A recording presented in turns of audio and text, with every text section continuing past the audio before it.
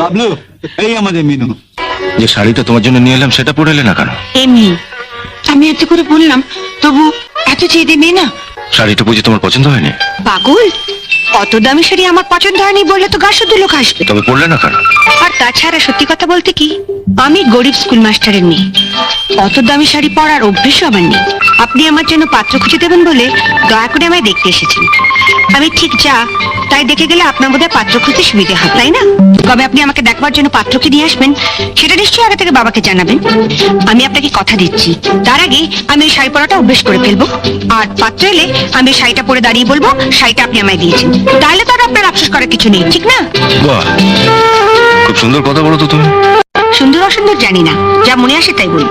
যেমন আপনাকেও আমি বলে রাখি, যেদিন পাত্রপক্ষকে নিয়ে আমায় দেখতে আসবেন সেদিন কিন্তু আমি ওদের সামনে পেছন ঘুরে দেখাতে পারবো না আমার চুল কতখানি লম্বা, কিংবা নিজের চুল টেনেও দেখতে দেবো না পর চুলো পড়ে আছে কিনা। তারপর পাত্রপক্ষ যদি বলে মা একটু চলে দেখাও দেখি, আমি কিন্তু সোজা হেঁটে ঘরের বাইরে চলে যাব। আর আমি খোড়া না ল্যাংড়া তা বোঝাবার জন্য একবার সামনের দিকে আর একবার পেছন দিকে হেঁটে চলে দেখাতে পারবো না। যা দেখবার বুঝবার আপনি দেখে বুঝে নিন।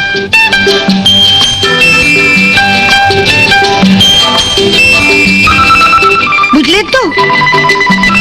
কিন্তু যারা তোমাকে বাড়ির বউ করে নিয়ে যাবে তারা তো নিশ্চয়ই চাইবে যে তাদের আজকালকার বাড়ির বউ মানে তো বাড়ির ঝি, তার উপর যদি আমার মতন গরিব স্কুল মাস্টারের মেয়ে হয়। আমি তার বৌদিদের মতন কপাল নিয়ে আসিনি কে যে বাড়ির বউ হয়ে যাবো সে বাড়িতে আমার মতন একখানা ননদ থাকবে যার কাঁধে সংসারের সমস্ত দায়িত্ব চাপিয়ে দিয়ে আমি বৌদিদের মতন পটের বিবিসে যে গায়ে হাওয়া লাগিয়ে বেড়াবো। বৌদিদের উপর তোমার খুব রাগ দেখছি। ওসব রাগ টাগ বুঝি না, যা সত্যি তাই বলছি।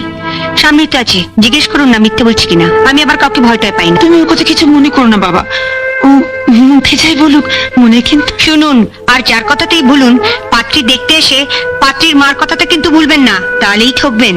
মিনু, প্রত্যেক মাই কিন্তু মেয়েকে বিয়ে দেওয়ার আগে পাত্রপক্ষকেই একই ধরনের কথা বলে। ওই যে বড় বৌদি বিয়ের আগে মা বাবার সঙ্গে আমিও বড় বৌদিকে দেখতে গেছিলাম, তখন বড় বৌদির মা বললে আমার মেয়ে খুব শান্ত, সাত চড়ে নাকি মুখ থেকে রা বেরোয় না।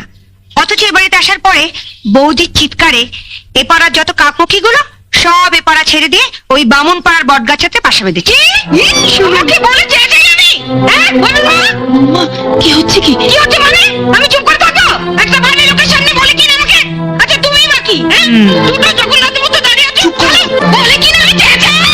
নিন, এবার কানে হাত চাপা দিয়ে মিলিয়ে দেখুন সেদিন বড় বৌদির মা কতখানি সত্যি বলেছিল। আচ্ছা, আমি তো তোমায় দেখতে এসেছি, তোমার তো উচিত ছিল ভবিষ্যতের কথা ভেবে চুপচাপ থেকে আমার কথার উত্তরগুলো ধীরে সুস্থে দেওয়া। না বাবা, আমি যা আমি তাই। এটা আবার বিয়ে হবে না হয় না হবে, আমার বিধিলিপিতে যদি লেখা থাকে আজীবন এ বাড়িতে দাসীবৃত্তি করে আমার পেট চালাতে হবে, তাহলে আপনি কেন ভগবানের বাবা হলেও আমার পাত্র দিন। বিধিলিপি মানো না মেনে উপায় কি? এই ধরুন না, আপনি আমাদের বাড়িতে থাকতেন, আমার দাদাদের সঙ্গেই পড়তেন, আমার বাবাই আপনাদের চারজনকে পড়িয়েছেন। কিন্তু আজ আপনি কোথায় আর আমার দাদারা কোথায়? আপনার বিধিলিপিতে ছিল আপনি বড় হবেন, হয়েছেন, আর আমার দাদাদের বিধিলিপিতে ছিল কেরানি হবে আর যে যার বইয়ের আঁচলের তলা থাকবে।